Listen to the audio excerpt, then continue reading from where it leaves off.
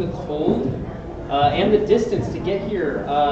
Today we're going to have Grant. He's going to talk about WebSockets, how to build your own WebSocket protocol, and then Andrew, one of our organizers, is going to talk about CORS and go over how to communicate between origins. Before we start, though, I really want to thank our sponsor. Tyler was just here, but he went to the bathroom, so we will thank him later. Oh, there he is. Hey, Tyler. Hey. I want to thank our sponsors from Cameo. They're looking for people to hire, so if you're looking to be hired, they're a great place to work. You want to talk about what you do? Welcome to Cameo's HQ. This is our Chicago headquarters. We have an office in LA and also have some employees distributed in Spain, Argentina, San Francisco, a couple other places. We are the marketplace for celebrity and fan interaction. So if you want Dennis Rodman to wish your brother good luck in his basketball game, or a birthday shout out to your mom, that's where you come to Cameo for. Today, it's focused on video delivery. It's really going to evolve into more of a communication platform for talent and celebrity. As far as like openings and what we're looking for, we are a full JavaScript shop here. React on the front end, Node on the back end, Mongo for DB. We're hiring some SRE and DevOps roles right now as well. If you're interested in learning more about the engineering team, what the heck engineering looks like here, how you can maybe fit here, feel free to talk to myself. I run a recruiting team and some of our HR here at Cameo. And then Davide, wherever he went, he's a really tall guy with a black vest on. He's one of our lead engineers. So after this, catch one of us. Happy to talk a little bit more about what's going on here. But thanks for letting us host. Yeah. So without any further ado, Grant, you want to tell us about WebSockets? Sure. All right, I'm warning everybody now. I'm going to sneeze. I don't know when it's going to come, but I guess that kind of makes sense for WebSockets because you never know when the message is going to happen, huh? So today we're going to be talking about building your own WebSocket protocol. I'm going to go a little bit into what WebSockets are, and then I'm going to go into a very specific use case that shows you how WebSockets can be used for different types of clients wanting to consume your information. Now, before we get anywhere else, my name is Grant Everett. I'm a software engineer at yum.dev, which is a new initiative by Yum to start developing software for the modern era. Yum is the owning brand for Taco Bell, KFC, Pizza Hut. It's a pretty fun place to work, and I mean, I've been here since I graduated college, so I've been here a while. Without further ado, we're going to first talk about what exactly is a WebSocket. Now, just for a brief understanding, who here has ever used a WebSocket? All right, we got like a solid less than half the class today. That's fine. For a very brief understanding, I like to give an analogy of the difference between kind of a WebSocket and what you're probably used to, which is it's an HTTP request. Let's say that your mom calls you on the phone because you're trying to cook your chicken for the first time, right? And it's like you don't know how to tell if the chicken is cooked, okay? So you call mom and she's like, all right, did you put the chicken in the pan? And you're like, yes, I did. And then you're like, okay, did you turn the fire on? Yes, I did. And you keep having these back and forths. And then maybe you get to the point where you're talking about the color of the chicken and all that stuff. That very immediate back and forth conversation is what WebSockets are like. You're sending messages to and from this source of truth for you that's giving you new information to decide how you want to act. Whereas an HTTP would be more so like your mom texts you the entire recipe. But let's say something in that recipe doesn't make sense. She says, turn on the fire. Do I put it to super high heats, medium heat, low heat? A lot of that information isn't necessarily there. So when you're wanting these types of phone conversations, you want it when you want very specific instructions at every step. So that's, ethereally what a socket is. Well, WebSocket. To be specific, this is not a traditional socket. A socket is another type of programming paradigm where you make a direct like TCP or UDP connection. It's not one of those. This is what's called a full duplex connection. So a full duplex means that the connection is back and forth. Those messages can start from the server or the client. Both of them will receive messages as they come through the line, and both of them can send messages at any time. It is sort of an asynchronous communication that is long-lasting. What's also nice about these WebSockets in terms of that is that they don't just die out on you. When you make a request, it's not just going to stop connecting. You're going to get an event that it closed, or you're going to get some type of failure that you can't send a message. But you're always going to roughly know what's going on with this connection. This connection is almost always started by the client, as most connections are. That's a kind of a good thing to think about when you're worrying about your use cases and when you would use WebSockets. Does your client always have to be sending stuff, or can you have your other, if you're doing microservices, you don't need WebSockets because they can send HTTP requests to each other all the time. But if you have a client that needs a lot of stuff, usually better for that. There is an RFC spec for it, and what's really nice is that it's enabled on most browsers. You'll even see a little bit in a code demo I'm going to give about just a little snippet that I have for, hey, this browser doesn't support a WebSocket, so the web app just doesn't work. And I'm going to go into some example uses pretty soon. But first I want to talk about what exactly a protocol is, since that's the point of this conversation. A protocol is not the RFC spec itself, but it's this way of being able to kind of define the messages that are going back and forth. When I'm having this conversation with my mom, if I'm a robot, I can't just say, how do I turn, like what color does the chicken look like, or something like that. I have to have very specific numbers that I'm sending over. I have to have a format for this message that I'm sending.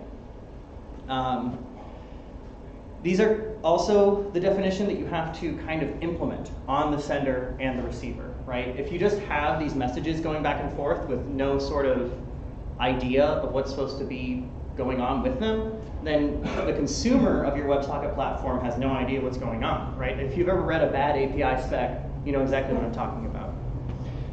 Functionality, this is not really the functionality. The protocol is not the piece of code that implements the functionality on the protocol. We're going to definitely go into some code on that functionality, but that code is going to be derived from what our protocol is. So why must we make it? Well, it's great for all the other reasons that you kind of do your own specs anyways. You want versioning. Versioning is super helpful when you're talking to people, when you're collaborating and moving forward in this very quickly changing tech space. Like my WebSocket server is going to get redeployed whenever I want. I'm just going to tell you guys that new messages are coming out. That's how it works.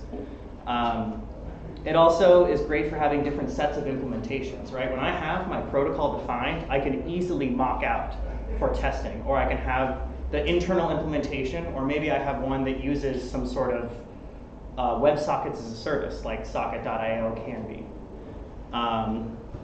As I said, it's great for collaboration, and also it forces you to really understand your own system.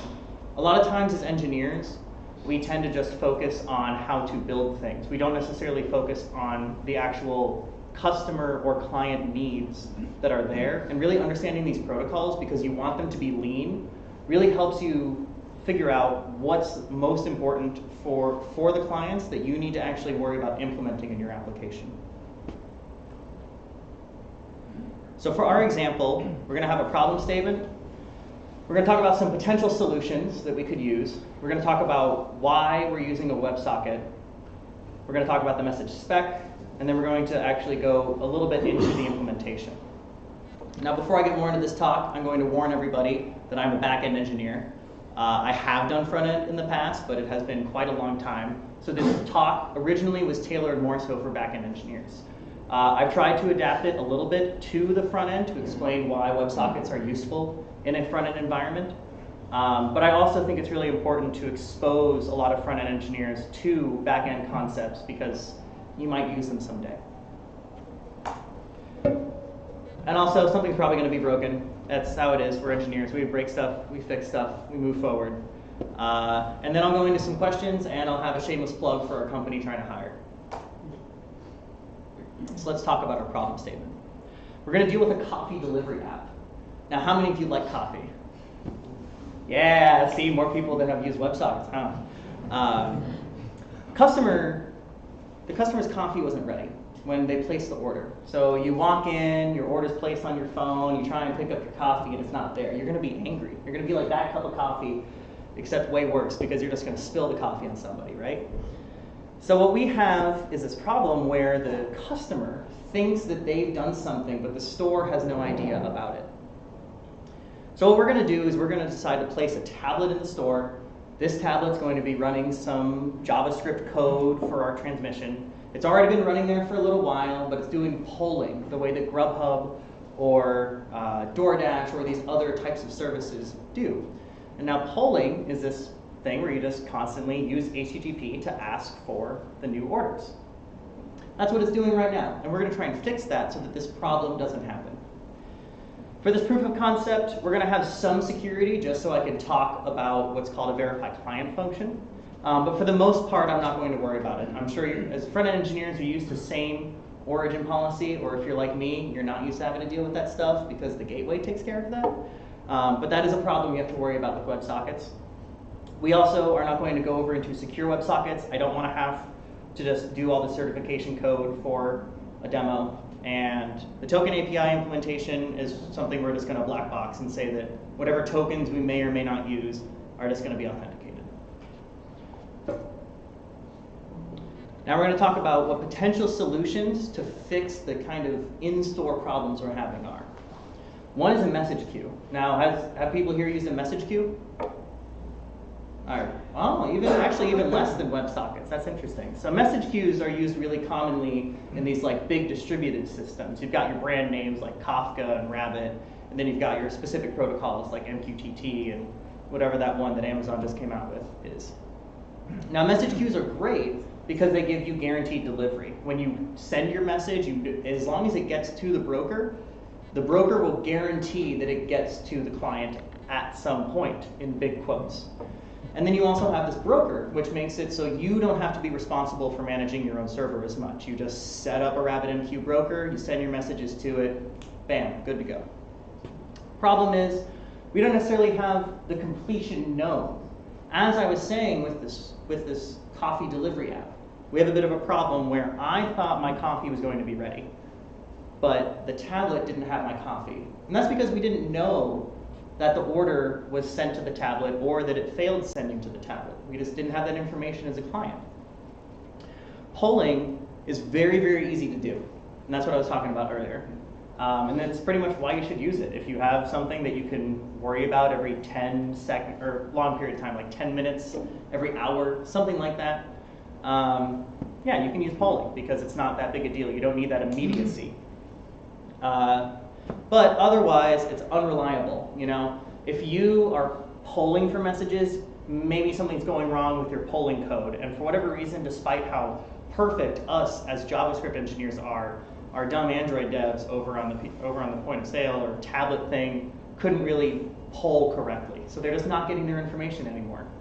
Also, if they get part of the information, what are they going to have to do? Re-request. It's very expensive when it's unreliable. You have to put in all these fail-safes to deal with it. Again, you also have unknown completion, right? If you're polling and asking about an order, you're not going to you don't have a request waiting with the client or something like that to let the client know the status. So we come to WebSockets where we have this known completion. Now I say it's synchronous communication, even though it's also asynchronous communication. The reason being that you are the one who determines when messages are sent and received, right? So if you have an order of messages that you want to send, you send them in that order. It's that type of synchronous, right? And also, you don't have to respond to messages until a very specific action happens, which is why we're going to be utilizing promises a lot in this, as well as events. The one problem that WebSockets do have is that you either have to have multiple servers, multiple containers, or multiple services running on your same application, which does mean that costs can be increased, which is why this is a business decision, right? You think about the needs of the client, and you decide if WebSockets are right for this, knowing it is potentially a little more expensive. So, we choose you. Before I continue, are there any quick questions or long questions? All right. So, why WebSockets on the back end? Because WebSockets can be used both on the front end and the back end and the client. And when I say the client, I'm usually referring to the tablet. I know that's a little bit confusing, but we have 3 elements kind of at work here in this example. So on the back end, we don't rely on the broker, as I said. Server knows when the order is finished. Connection status monitoring. This is really important. WebSockets, part of that full duplex connection, have a built-in feature where they send what are called heartbeats. Now, heartbeats are basically a little tiny message that one thing sends to another that's just, hey, I'm alive. Hey, I'm alive. So you can kind of understand the status of whatever client or other client that you're working with. And then also we can make sure that the tablet receives the orders instantly. And then why use it on the client side? I used the wrong word. I'm sorry, guys. So we can get these immediate status updates as if we're like in our little browser, you know, we've placed our order, we can get immediate, like whatever the pickup time of our order is going to be. That's a pretty good piece of information you want to know, right? You can get that quickly. It's really, really easy to work with observables. If anybody here has used RxJava or just promises are kind of an observable, really easy to work with WebSockets, integrating them into your observable pattern, because WebSockets are all about events. Events and observables are a match made in heaven. And then it's also a lot lighter than polling. If you're on your browser, polling every time, that's going to clog your network. But if you just have this live connection that's just waiting for whatever information comes, it's not clogging the other stuff. So when your buddy's watching Netflix in one room and I want to get the status on my coffee, I'm not going to be, you know, bandwidth problems or anything. So now I changed the color of the slide so that you know this is like where the techie tech stuff starts. So first we're going to talk about the message diagram between the backend and the tablet. So the server is going to be instantiated, and what the server is going to do is just kind of sit there waiting for connections. When the client comes online, the client is going to want to initiate a connection to the server. Once it's kind of placed and that connection is going on, we're then going to have the customer places an order event, as I call it, which is just, hey, I want my coffee.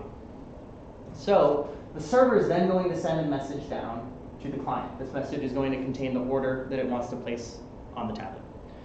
The tablet does whatever it needs to do to save this order, and then it responds back with, hey, your order's been saved, we're good to go. At which point, the server can then respond to whoever placed the order originally. Now the reason we're doing this, like I said, the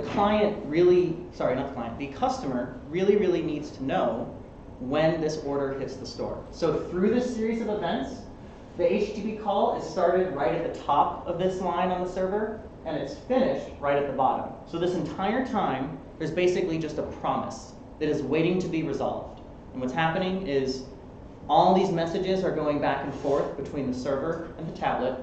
And once the server finally gets that last I've confirmed the order message, it can respond to the client. So when you're in your browser and you've made your initial HTTP request, you've got this like little loading screen, bam, you finally have a message that says confirmed. And in this type of confirmed case, you actually know that your order is in the system because we've forced all this logic to happen. So we're going to talk about the currently existing object. This is what your e-commerce provider decided you were going to work with, okay? Now, what's nice about it is it's pretty lean already. I mean, this is a coffee shop, you know, it's not like you're running a multinational pizza corporation or something like we have to. We just have to deal with coffee here in our little small town of Chicago, right? And it's pretty simple. You can notice some things that are probably going to jump out as important. The order ID is important. It's how you figure out which order you're dealing with. Customer name might be important. Probably is, but it might just be a little sticker on the coffee tab. Pickup time, that's going to be pretty relevant, right? Because that's really what our customer is caring about right now. And then whatever is in the order, our little product of coffee with creamer and stevia for some reason. I made this, and I don't know why I put stevia in there. And then a paid status. Usually, they're either going to pay through the application, so we don't need to worry about whatever type of payment processing is happening, or they might use cash, in which case it would be unpaid and you pay in cash when you get there. Not a big problem. So let's look at some real code. So WebSocket server instantiation. Basically what we're going to have to do is instance the server. Then we're going to have to authorize our connection, and then we're going to have to assume the token API works, because those are the three things I told us we're going to do.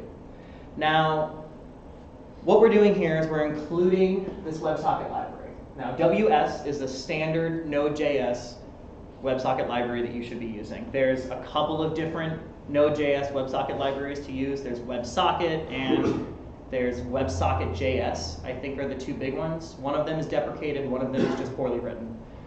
This WS basically took all of the ideas from WebSocket.js and modernized them for how we usually understand, ES6. It makes it compatible with TypeScript. I believe it's actually implemented in TypeScript. If you like TypeScript, check out the code. You'll learn a lot about TypeScript.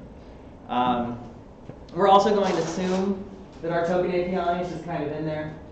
We're going to say that we have a host and a port. Now, WebSockets are really just an upgraded HTTP. So when you make a WebSocket request, you're actually just making a standard HTTP request with a special little header that says, I want to be a WebSocket. I want this communication to last. I want it to keep going.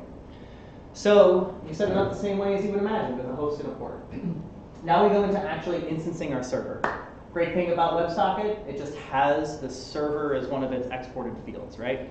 So we instance a new one in standard ES6 fashion, and we pass it to host, we pass it to port, and then we have our verify client function. Now this is the function I was talking about a little bit in terms of security. This verify client function takes in the request, which is, where's the origin, what headers are on this. This is a WebSocket upgrade request, all that type of stuff. It's pretty similar to your standard Express request object if you've ever worked with one of those. The second thing, CE, is what you would expect probably as a callback. Now this callback is basically what the WebSocket server uses to say, hey, this is a good WebSocket connection, or no, I'm going to reject this WebSocket connection. Within this, we do some pretty simple stuff. So first we take the token out of the headers, because we just, there's got to be a token in there. If there isn't a token, we just don't let them connect, right? We don't want somebody just randomly placing orders and having coffee made, because that's really insecure. That's also not what the customers want, because they're never going to get their coffee. They're just going to have a bunch of coffees with no names on them. Otherwise, we're going to then verify the token to make sure it works. And if our token verification doesn't work, we still return false. So this kind of gives us a couple layers of quote-unquote security, right? This isn't real computer security. This is not worrying about your firewalls or worrying about the packet contents. This is just standard application level security.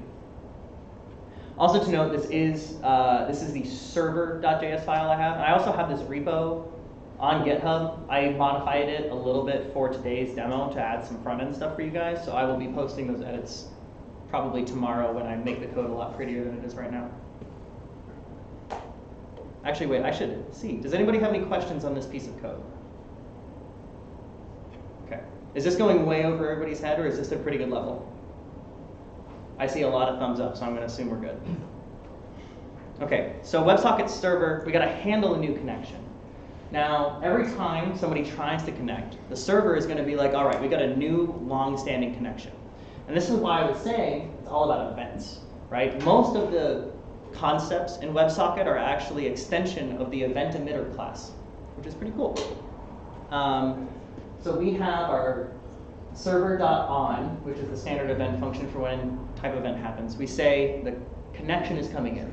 So we have this async function that's going to take in the WebSocket, which is passed into us by our server, and that is an instantiated kind of client WebSocket. It's basically what the server uses to represent its client's connection. It's how it sends data, and it's how it receives data. So we're going to take the store out of those headers for our specific example, because we really want to make sure that we understand which store we're sending our copies to. And we also are then going to assign the WebSocket to that store. Because we get to live in the fancy world of JavaScript where you can just willy-nilly assign things to items, we can simply say that, what? Sorry, what's a store? A store? Oh, it's, sorry, a restaurant, a coffee shop. Not like a data store. Like in this case, where a store is going to probably come in as a string. It might be an integer just to kind of have an identifier of wherever we're sending the orders. Yes, I know I said stores objects. I meant restaurant objects. I'm sorry. Or in our industry, we always say store instead of restaurant for some reason, so I get used to saying that.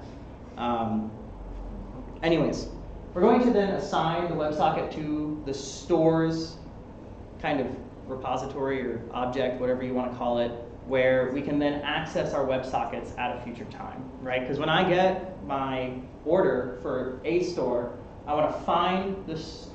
I'll try and use restaurant. We're going to find the restaurant in this restaurants object, and we're going to say, okay, restaurant.send, and we're going to send whatever our message is specified as. But right now, we're not worrying about the message specs just yet. We're worrying about getting our server out there, kind of doing its thing. And then we have a very, very simple concept where we say, all right, this WebSocket, okay, every time it gets a message, just handle the message. We're not going to worry about handling the message in our code yet. We're going to assume that an engineer smarter than ourselves, which is probably us tomorrow, is going to write that.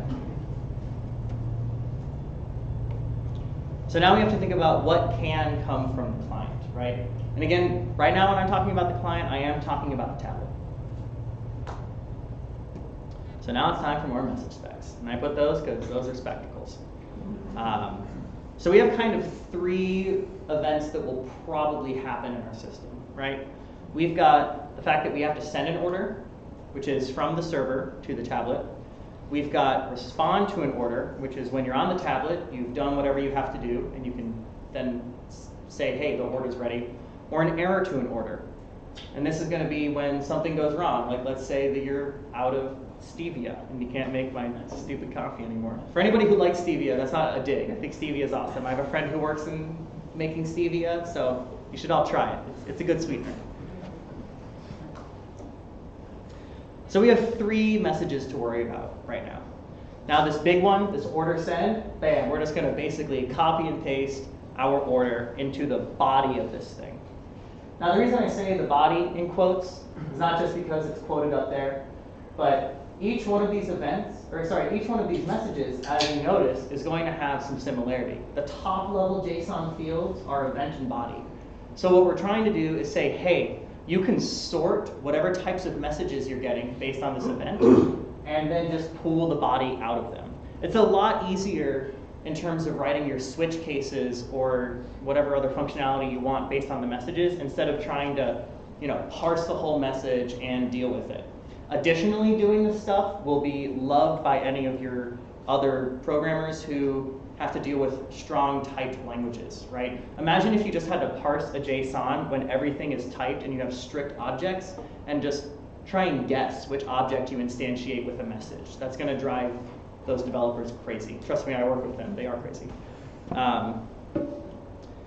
So we have our send order message, which has our event. It's just an order that we're sending out.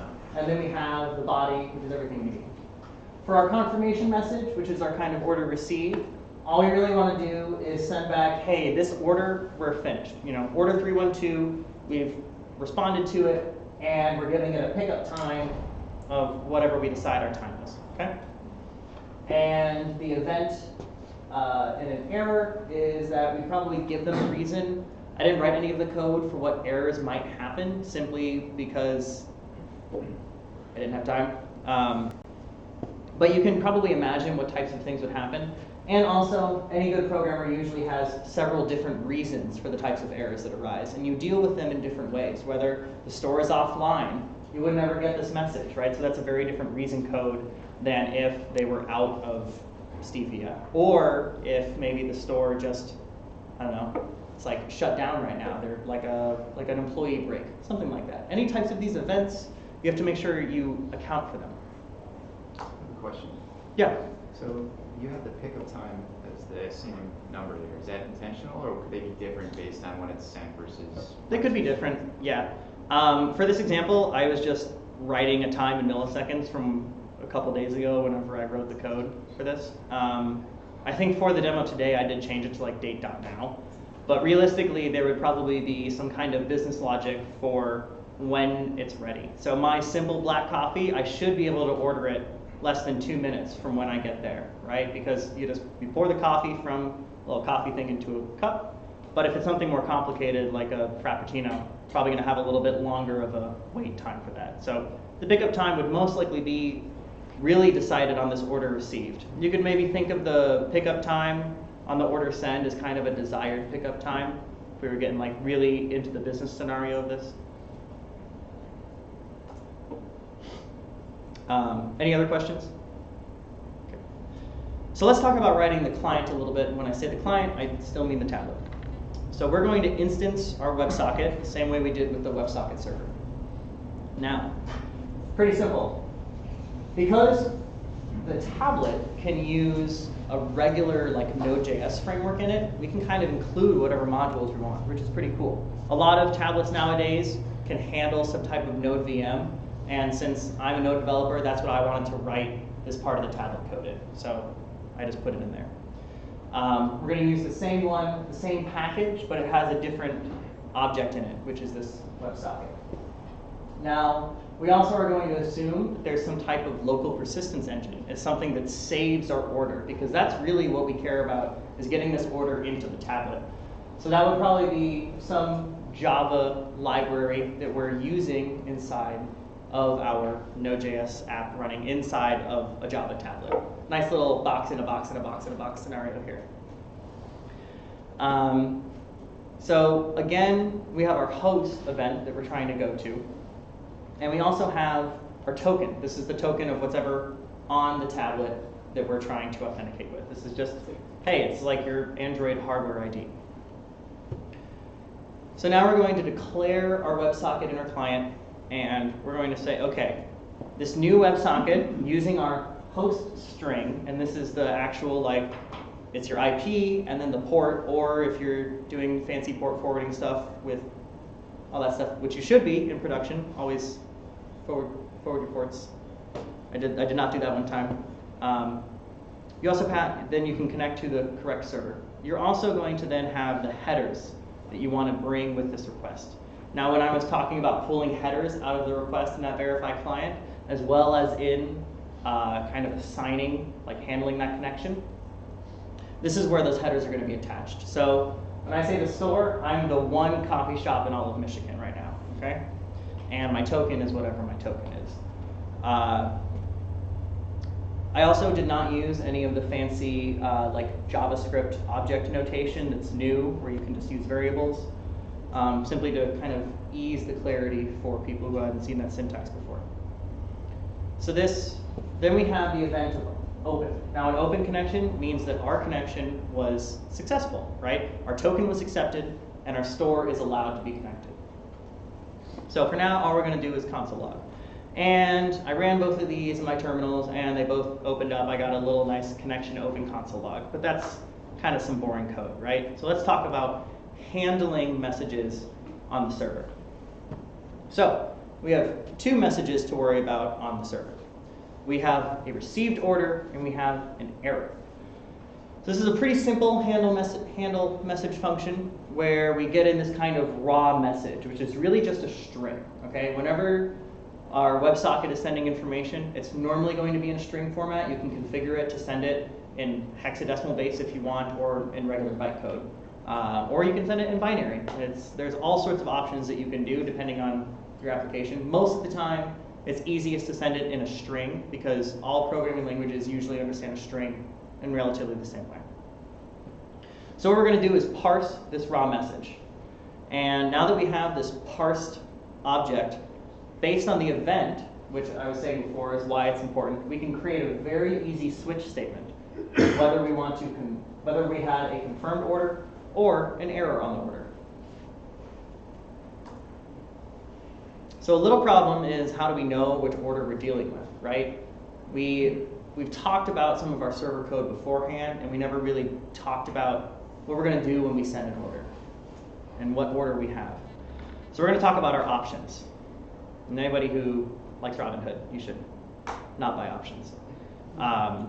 So we're going to use events for this. And I think this is one of the most important things in dealing with WebSockets on JavaScript, is that you really get intimate with events. Events are an incredibly important part. I mean, the entirety of Node.js is built on the event loop, so you might as well learn it right now.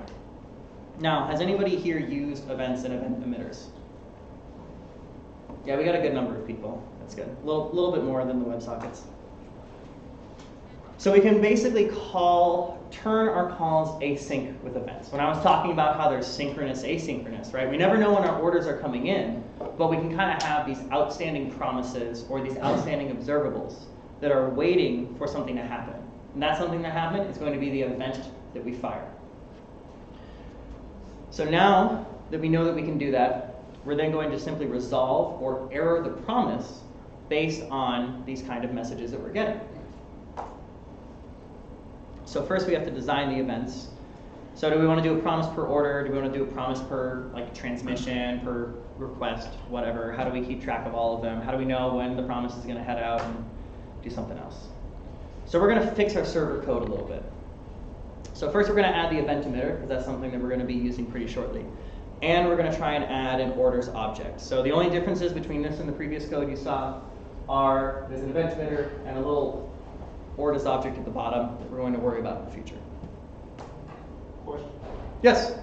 Could you just give a little background about the difference between event emitter versus servers versus subject?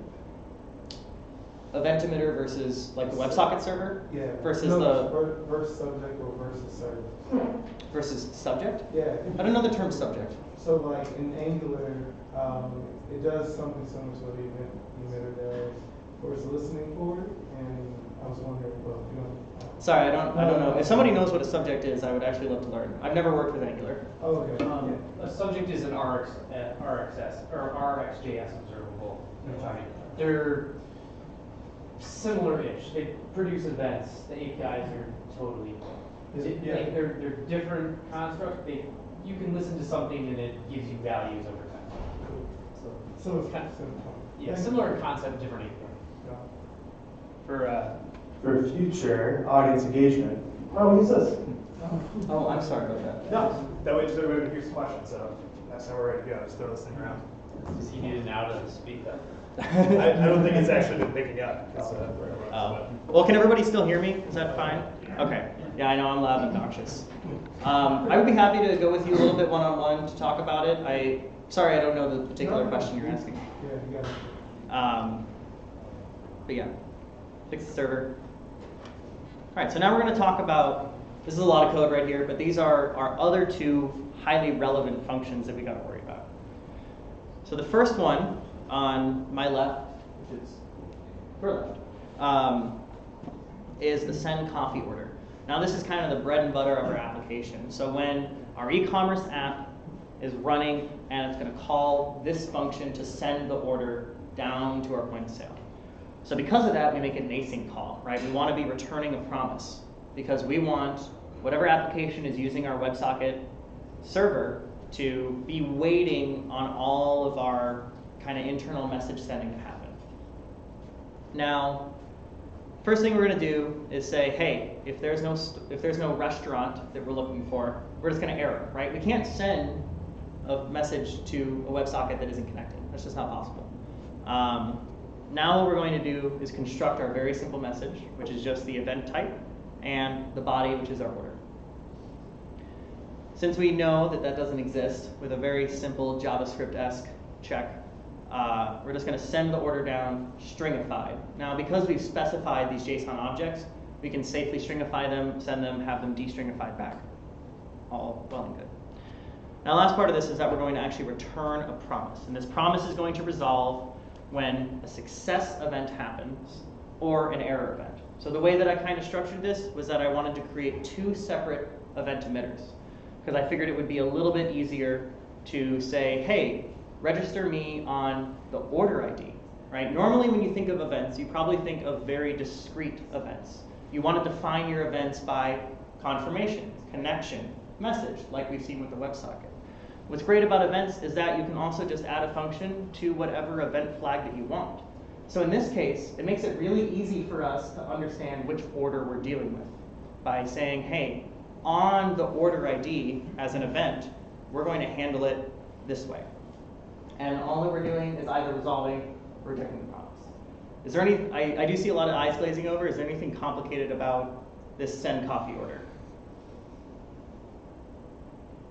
Or do you just think it's poorly written? I'm going to go with poorly written. That's fine. Remember, we're going to fix this a little bit later. So then we're going to have to handle our message, right? That's kind of the next step of this equation. Now, our handle message is going to do pretty much what we thought it was going to do before, but this time, based on our events, we're going to emit those, right? So what we see here, when we're listening for this order ID as an event, we're actually going to come here and say, hey, we want this. This is wrong. It should have been parsed message. I'm sorry, guys. But we have this success event, and we want to emit the order ID because it's been confirmed, right? So we have this successful confirmation. We want to resolve that promise. Or we have the event where an error happens. We want to say, hey, that promise should be rejected, right? We've got this stuff. It's communicating with each other very simply over these pretty lightweight event emitters, right? Now, we pretty much got the basis for what we need to handle on the server side. And that's it. Our client code was probably working pretty well, and it doesn't actually work at all, you know? So what happens if the connection dies, right? We got to deal with that. All these other error cases I was talking about in the event that, you know, something goes wrong that we didn't foresee. We have to kind of deal with that. But one primary one you always have to be worried about with WebSockets is when your connection dies. Or when for some reason you can't actually have a promise resolved. Maybe your connection isn't dead. You're still getting your pings and your pongs. You're still being able to send messages. But for whatever reason, the code on their end isn't working and the tablet just didn't save. It never responded to that. It just never sent the message back. You have this like hanging order, for lack of a better word. So we're going to put an event on it because that's what JavaScript is all about. So what we're going to be trying to do is say that, hey, maybe we have this orders object where we're kind of tracking all of these orders, right? So that we know exactly which orders we have to worry about in the future. Now, what's also nice is that WebSockets do have fail and close events. So based on the orders, we're going to kind of deal with those during the fail and the close. So now we have a handle closure event, right? This is something that we're going to say, hey, on an error and on a close, we want to handle closure very simply. We're simply going to say, okay, this store, I think I put the wrong order ID right there, but we're basically going to try and say for every order stored on our store that we want to emit an error. Sorry, I'm losing my words right now. So we want to emit an error for every single order ID that we have waiting right now. So we put everything in this big order object. We know all of our orders. We loop through them saying, hey, these orders have failed. And that really lets us easily clean up our error event and our closure event. And this close event and this error event can be done by either side, right? It could be initiated by the client, and since this is server side, that's what it's going to deal with. Sometimes the server is going to fail, and you're going to have to figure out how to deal with that on your client side as well. Usually it's not as big a deal because you're just not going to be getting any new updates. You can just reconnect to a WebSocket. Hopefully that server restarted. But it can be something to worry about.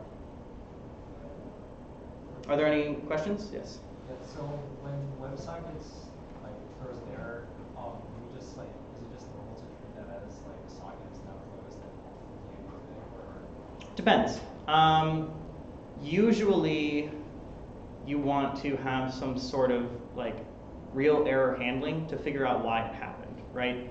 So you'll probably want to log if there's an error, and you'll probably want to try and maybe persist anything that was in waiting while your WebSocket was doing whatever it was supposed to do. But you can't really reinstantiate a WebSocket from the server side. That always has to be initiated by the client. So there isn't really a good way to reconnect that.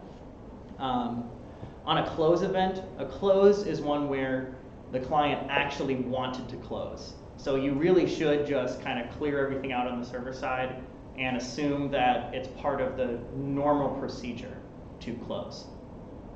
What's lucky about this application is being so simple, so we don't have to handle complex errors or closures. Did I answer your question? Cool. I think I saw a hand up over here, maybe? No, okay. Anything else? Questions? So can anybody tell me what's wrong with this? What like looks ugly about this?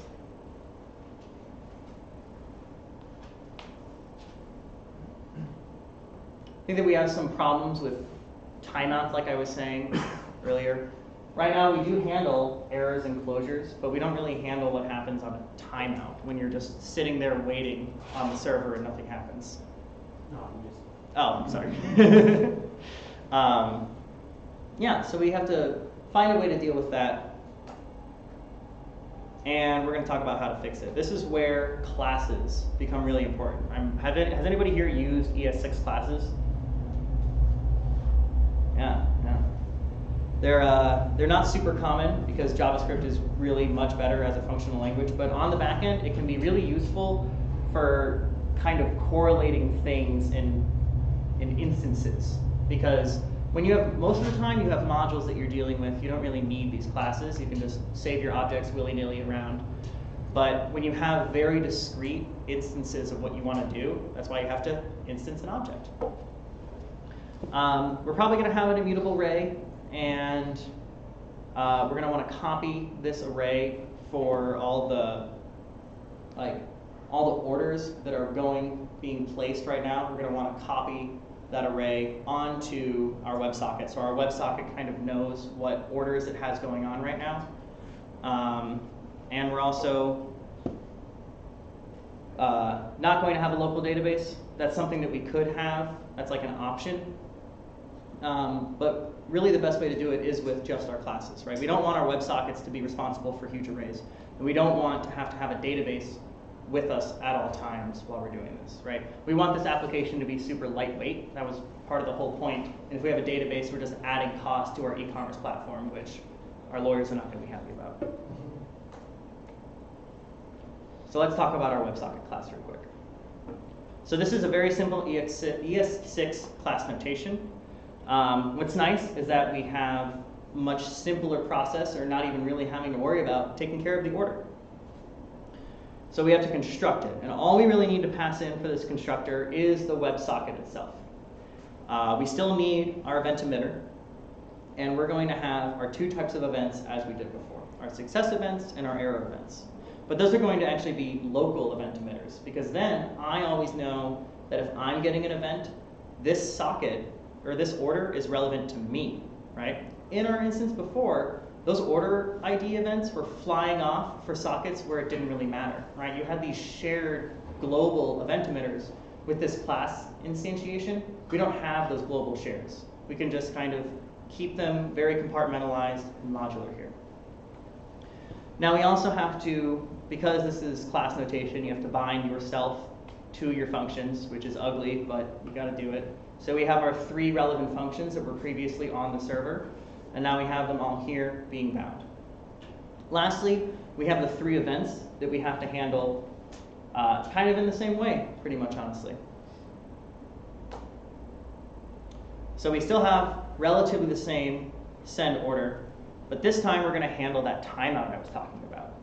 So we're going to have to set a timeout where we're going to remove all the listeners for this order on both the error and the success event. Now the reason that we're doing this is we want to try and clean up some of the mess we've made while we're getting new orders coming in, right? And we also want to reject this order. This timeout is going to reject this send order promise so that the e-commerce platform knows, hey, we're not even waiting on a response anymore. It's been 5 minutes, your copy's not happening. It's just not going to work. Otherwise, it's exactly what you would expect. We have a success event again, and we have an error event again for each of these order IDs. The only difference is that we have to clear the timeouts because you don't, that's just messy, right? You got to clear your timeouts or else you can have some problems with random events firing. Your node platform will just explode and make your AWS instance catch on fire. And then lastly, we're still going to send the order. Is there anything complicated about this particular function. And then did everybody also, yes? Are you missing the time, actual time and I am. I was really hoping nobody would notice that. I fixed it in my personal one. Sorry. Anything else? Please nitpick it too. I love learning. Okay. So now we're going to talk about our handle message and handle closure. Handle closure is pretty much the exact same thing. We're just going to say error events for everything. And because our class is going to go out of scope, everything that it owns is going to also go out of scope. So all those emitters, gone, thanks to our fancy garbage collection. And we have our handle message, which is also pretty much the same function still. So we have this much simpler, more compartmentalized piece of code. We've got our mySocket class, and then we have our server. As we continue down this path of better developing our WebSocket application, we get more modular, meaning that other developers can actually help me instead of reading all of my shitty code that doesn't have a timeout on it, okay?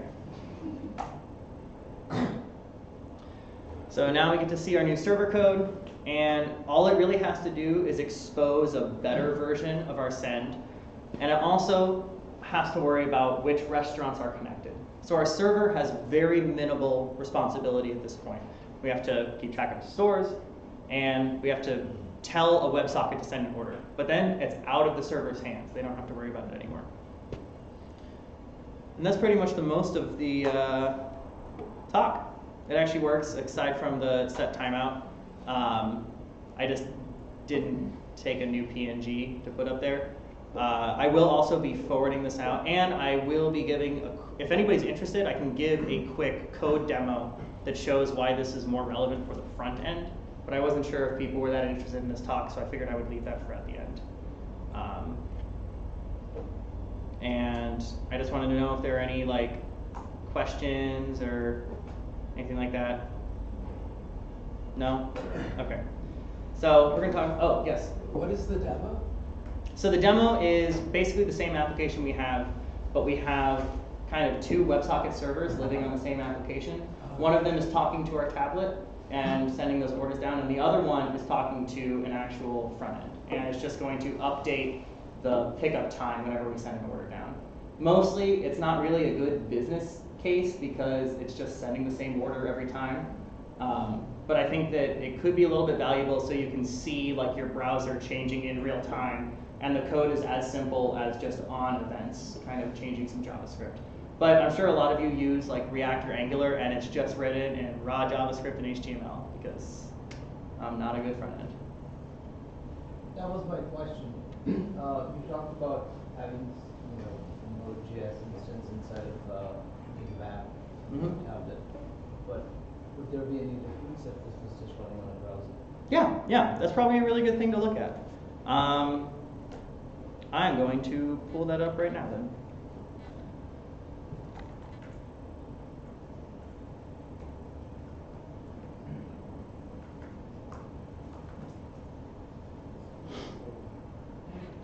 All right, so I know that it's not very well organized, but it should be good enough.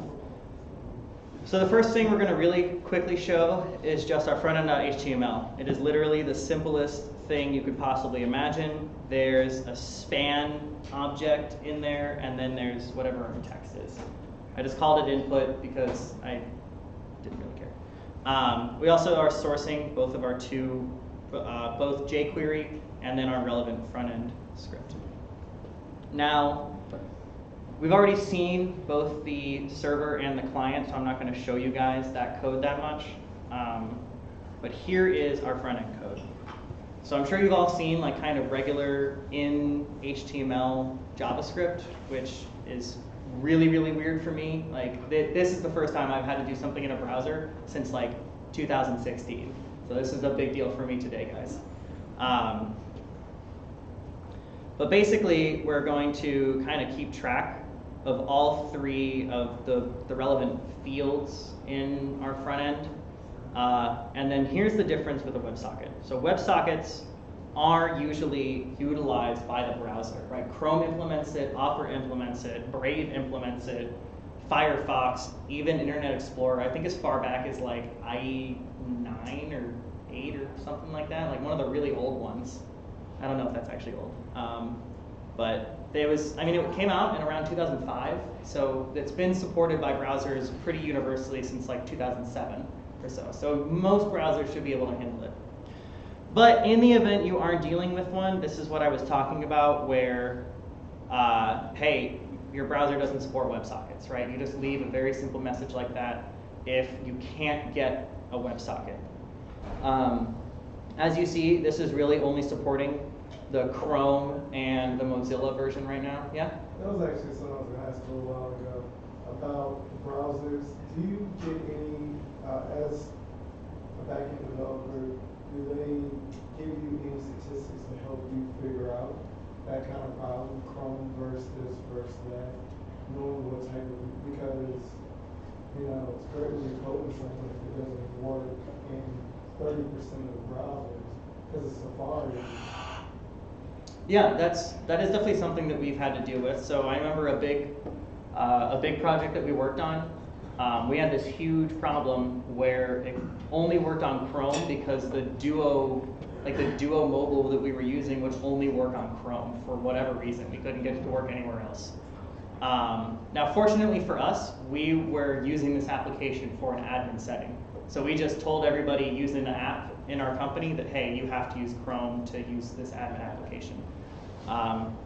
But we've definitely had instances where something goes wrong in Internet Explorer, or it's usually Internet Explorer because most of us have Macs or Linux, so we just don't have IE. We don't test on IE, we test on Mozilla and Chrome. But usually I'll get some notification on that. And because we're rural America, Yeah. we're using I mean, you'd have to, that's definitely the business case. No, that's good. I mean, that's the thing, a lot of engineers, including myself, oftentimes don't care about the customer as much as we should, right? So the fact that we have to worry about what's going to function on our front end is something very relevant, right? I designed this whole beautiful WebSocket application, and then you suddenly tell me that all of our coffee shops are in Champaign, Illinois, but students don't go there. So, you're not doing it, right? Then again, this also depends on the business case, right? If we're talking about placing the order from maybe a phone, Android natively supports it, as does iOS, and I think even the Windows Phone does. Whatever. Regarding the browsers, what's cool now is that IE is switching to Chromium as its base for newer versions. Really? Yeah. So it's all going to be running. Well, Yeah. except for Mozilla, but most of it's going to be running Chromium. That's very cool. And Mozilla's usually really good about keeping up with this kind of stuff. They're never too far behind. Yeah. I hope I'm not brushing off your question. No. So after this, it's pretty simple. What? I said, I was just thinking about, sounds like you guys don't have very much QA.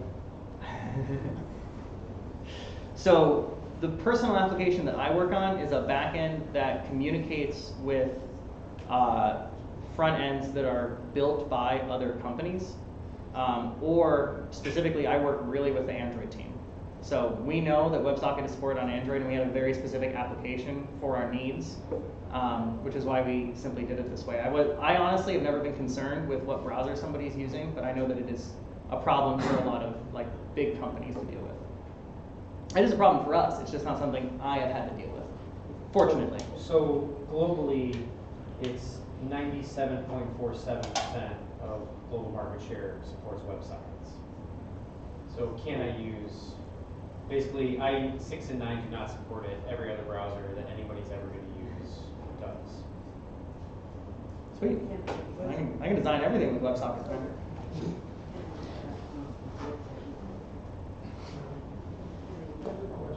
If you were using this on your phone, for example, and you just lock your phone, does that mean the connection is disconnected at that point? Depends on how you program it from the front end, honestly. If your phone allows for long-lasting connections in the back end, depending on the user preferences. So like Chrome on Android, I believe, allows you to have long-lasting connections. That's how you can get push notifications from progressive web apps. But if you're using an application and you don't ask for online services when the app's not being used, you probably won't get, your connection will probably die. For the purposes of this tablet, the tablet should be on in the store the whole time, right? And it's going to be plugged in, it's going to be connected, and if it gets closed, that's because the user is doing something with it to reset the tablet. So all along when you use the tablet, this is like a kiosk tablet, it's not like a user. Yeah, no, sorry, it is like a Grubhub tablet inside the store that somebody's kind of looking at and seeing the order show up on. This piece of code, this front end, is for like a browser as a user to know what pickup time I'm going to be having my order at. So this, it's pretty simple, like it's very similar to the client that we had before with our application where you just instance a new WebSocket. This one doesn't seem to have as many options for like the headers that you're sending by. I think you have to send them in the actual like string here, or there's like a function on the connection to say, hey, send headers with my instantiation. What is really cool about the WebSocket on this client is you actually have a protocol that you can send in as a string. So if I wanted to use the same WebSocket server, I chose not to, just to show you guys some cool like server tomfoolery with events. But if you wanted to have like two different protocols, right? So if they're both going to the same WebSocket server, and one says, hey, I'm a customer client, and one says, hey, I'm a tablet client, you could have two different sets of protocols on the same WebSocket server, which is pretty nice. And then you just basically register your WebSocket based on the protocol that it told you it is. Is that how you do versioning as well? It's a good way to do versioning, yeah. You could have it be like a processing, like an environment variable somewhere where when you release your new app, like on the App Store or in the browser, you just change the environment variable on both your server and the front end, and then bam, you have a new protocol that's allowed for it. Be an easy way to do that. If we go down this a little bit, it's pretty simple. We have this onOpen function and onError, which is just kind of, hey, something's going wrong with the connection to the server, maybe it's down. And then we have our onMessage, which is also very simple. Our onMessage is simply going to say, hey, we're going to try and parse this. If we can't parse this JSON because it's not a properly formed JSON, let's throw an error. Otherwise, we're going to change our status to say, hey, the order ID now has this pickup time, right? And I don't know why I still had that there. I took a lot of this code from some other guy's GitHub and then changed it up to be my own, so there's a lot of front-end tomfoolery going around here. I'm going to show you how I changed the server a little bit. It's a lot less pretty because we now have kind of two servers. So this one, our second server, is what our front end is going to actually be talking to, right? In terms of our browser, it's going to say, hey, we need to connect, and it's going to connect to this particular one. Farther down we go, we then still have to handle the connection on them. For the purposes of the demo, I just had a global front-end object. I didn't want to sort clients or anything like that. I just wanted to kind of show you guys what it's like to see quick updates. So we have that there, and then all I have is that when my coffee order resolves, I'm going to log that, hey, we had a successful order. I'm going to send to the front end that we had a successful order, and then I'm also going to resolve the promise of the send order. So this way, the front end that's listening gets a new update on its order status, and the e-commerce gets to know the order's been completed. I then include my local client here, just so I don't have to do any bash stuff to get them both running at the same time. And then this is just sending every 5 seconds an order so you guys can see what live updates look like. So what we're going to do is run our server.js. Okay, so pretty soon we're going to see an order send. Cool. So that's our order sending. This little application is calling send order, and then our client.js is getting that order and just logging it out there. It's also calling whatever its persistence is and going through the motions. For this next one, we're going to be running our temp server, This is just a very simple, like, static server. It's just serving a simple HTML page. And here we have, what am I missing now? 9090.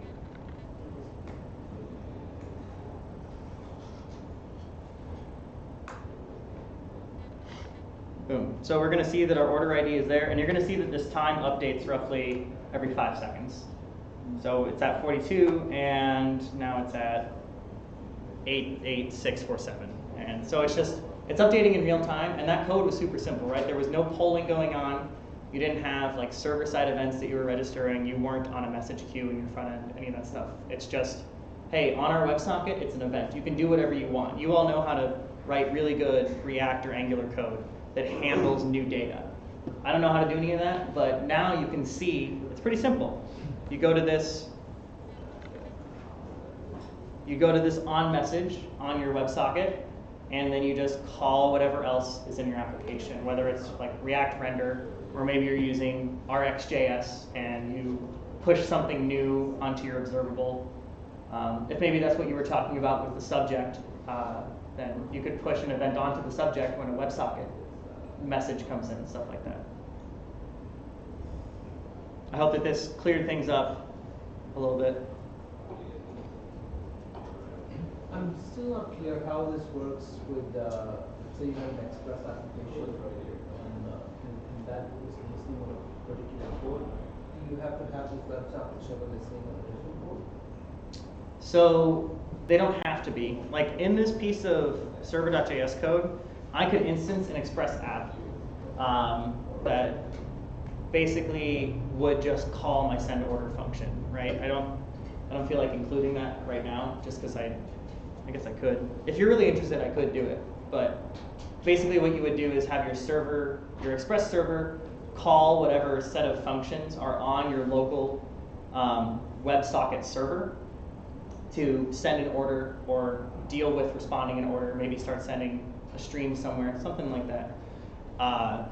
And yeah, they can live together. The problem is that Node is not natively parallel, right? Node's really good at a lot of I/O going on, but if you want to have that parallelism, you're going to need either 2 processes of Node running in the same place that are communicating somehow. There is internode communication, or you would have to have them as different containers, where you have maybe a very, very simple WebSocket app running here, and then you have your bigger e-commerce sending requests. Sorry, a very, very simple Express app here with your e-commerce sending little pieces of information to it. But also you can initialize the WebSocket connection through an Express route, and then you can have the rest through the WebSocket connection.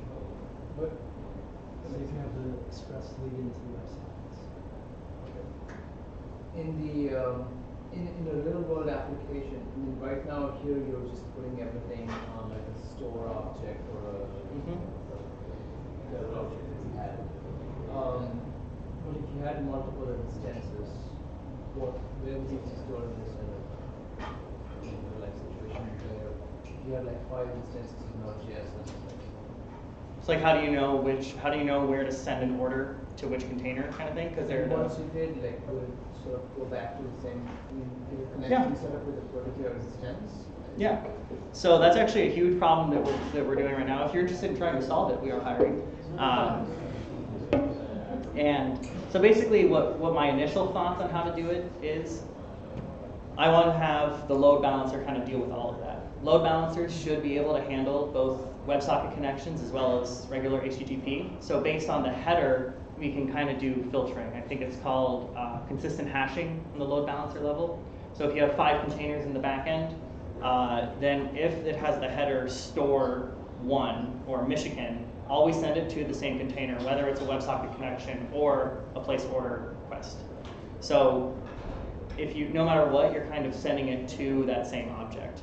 A more complicated way to do it would be to have kind of a database that they're all working off of. If you know what live queries are, you could do something like that, where all of them are listening to one table with somebody else writing to it, and whoever it's relevant for.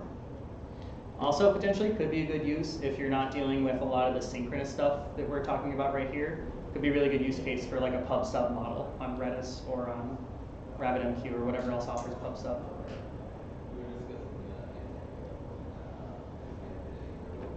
Cool, awesome. Thank you so much, Grant.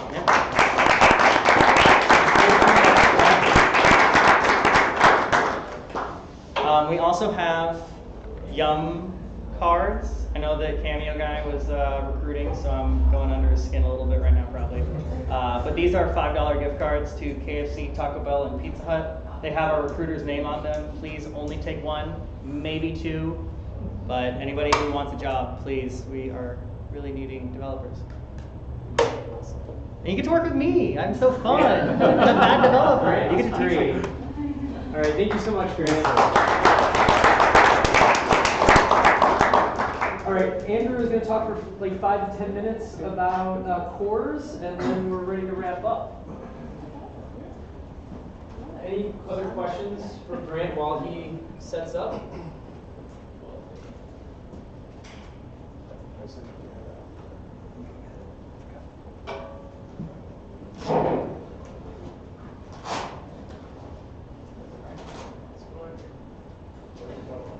Hey guys, this is going to be a really short talk, kind of overview of CORS and how to work with it in both front end and using in Node.js. So this is almost a good follow-up to Grant's talk because it talks about the cross-origin and domain issues. So who here is familiar with CORS? Cool. What is CORS? Does anybody know? Cross-origin resource share. Exactly, yeah. So, yeah, I guess no more need for a talk today. Yeah, so basically CORS prevents web pages from accessing data they shouldn't. And it's all to protect your clients' web browsers from your apps. So the browsers assume you guys are bad, you might put something malicious there, and CORS protects them from you putting some bad code onto their browsers. And what it prevents is it prevents you from doing cross-domain AJAX calls or from accessing content in an iframe or in a pop-up window that's on a different domain. So without CORS, the security of the browser would be in a really bad state. So if you just opened up Facebook in an iframe on a user's web page, you would be able to hijack the user's full Facebook session, read the full DOM, perform AJAX calls as them. So you could defriend people, you could reset their password, you could do whatever you wanted with their session. And you could even go to the point of logging all their keystrokes in the DOM. So some of the interesting attacks that people have done in the past is for implementing full width iframes. So having a spoofed page and then a full width iframe in front of it that would lead people either to log in or to use an app, and then being able to manipulate that app inside of it. Also, being able to inject an iframe into an existing site, either as part of user-generated content or in a forum, would enable users to take control of the browser. If there was no CORS, if you clicked on a link that opened in a new window, then the new window would have access to the full session of the parent window. And finally, even if you browse to a web page, the attackers could potentially look at all the computers on your local network and hack your router and create log into your router, change your router's passwords, and create VPN tunnels, which all has been done in the past by various hackers. So CORS is a really good thing, but it does provide some problems for us as developers. Which mainly, if we have our website on a different domain than our APIs, we are unable to access our APIs. So here's a really simple app. Here's a server in Node.js that has one endpoint that just returns the word success. And the client reaches out to that AJAX endpoint and logs the response. So if you try to run this, this is the error message that you would get in Chrome, which says your request has been blocked by CORS policy, and you don't have an access control allow origin header present. So what is the access control allow origin header? You have two possible values for this. You can either put star, or you can put a domain name here. So if you put star, you're basically allowing any traffic to your API endpoint. That's about as good as having no CORS protection. So it's highly recommended to put an endpoint there. Just for illustration purposes, if you wanted to add that endpoint to allow any traffic, you would just add that header to your Express server. But what would be more recommended would be to actually check the HTTP refer that comes in, and then perform some validation or authorization, and then spit it back out as the domain that you're allowing. And actually, if you want to pass authentication cookies to Chrome, you are required to put a domain there, so you can't just use the wildcard domain. Otherwise, Chrome won't allow you to use cookies, to send cookies together with your AJAX call. So that's as far as if you have an AJAX CORS issue, the only way to solve that is through adding that CORS header. But if you want to do if you want to bypass CORS on the client side, for instance, if you want to be able to access the contents of an iframe on a different domain, or access the contents of a pop-up window on a different domain, you can use something called window. I think it's PostMessage. Yeah, is it PostMessage? Yeah. So here's a simple example of a host page in an iframe. So the host page has a function that you want to call in an iframe, and the iframe tries to call that function on the parent frame to let the parent know that a download is ready, for example. If you try to execute this in Chrome, you're going to get this error. Block the frame with origin so-and-so from accessing a cross-origin frame. And the solution to this is to use window.postMessage. So here you have three possible parameters. Most of the time, you're going to use message can be either a string or a JavaScript object. Target origin is similar to the CORS header, where you can put a wildcard or you can put a domain name.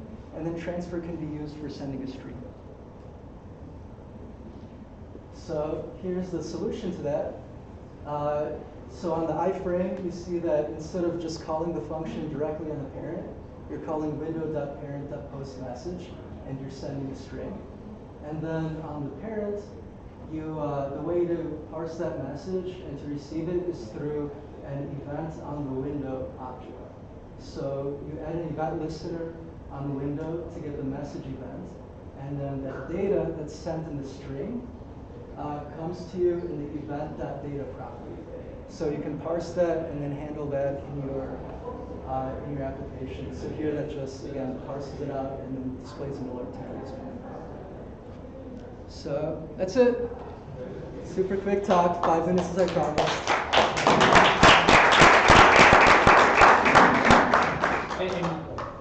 Any questions? Yeah, any questions? I think for the data that you can send, I think that has to be clonable data, right? You can't just send anything. You can't put any object in what you call send a post message. That would make sense, yeah. I think so. I'd have to check, I'm not sure. Any other questions? All right, thanks, Andrew.